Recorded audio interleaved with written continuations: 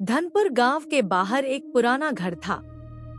घर इतना खामोश था कि दिन में भी डर लगता था। उस घर के बीचों बीच एक विशाल पीपल का पेड़ खड़ा था, जिसके बारे में कहा जाता था कि सूरज ढलने के बाद वह जिंदा हो जाता है। जब नया परिवार उस घर में रहने आया, तो किसी को अंदाजा नहीं था कि यह घर उन्हें देख रहा है। पहली रात सब शांत था, लेकिन ठीक रात 12:07 पर पीपल के पत्तों की सरसराहट अचानक रुक गई। अंधेरा गहराया, हवा थम गई और घर के बाहर पैरों की आवाज गूंजने लगी।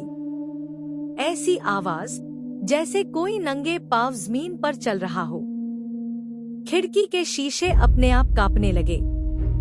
कमरे का तापमान अचानक ठंडा हो गया और उसी पल पीपल के पेड़ से किसी बच्चे की हंसी सुनाई दी। अगली सुबह गांव का सच सामने आया। 30 साल पहले इसी घर में एक बच्चा मारा गया था। उसकी लाश इसी पीपल के पेड़ से लटकी मिली थी और तभी से हर रात वह आत्मा बच्चों को पुकारती है। रात होते ही घर के दरवाजे जोर से बंद हो गए। बिजली अपने आप कट गई। दीवारों पर खून जैसे शब्द उभर आए। यह घर मेरा है।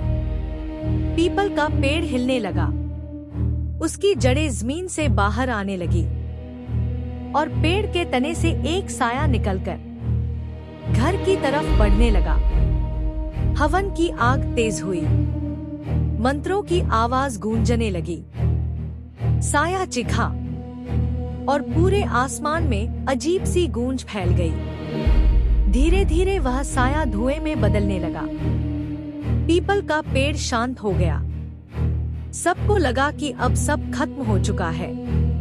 कुछ महीनों बाद एक नया परिवार उस घर में रहने आया।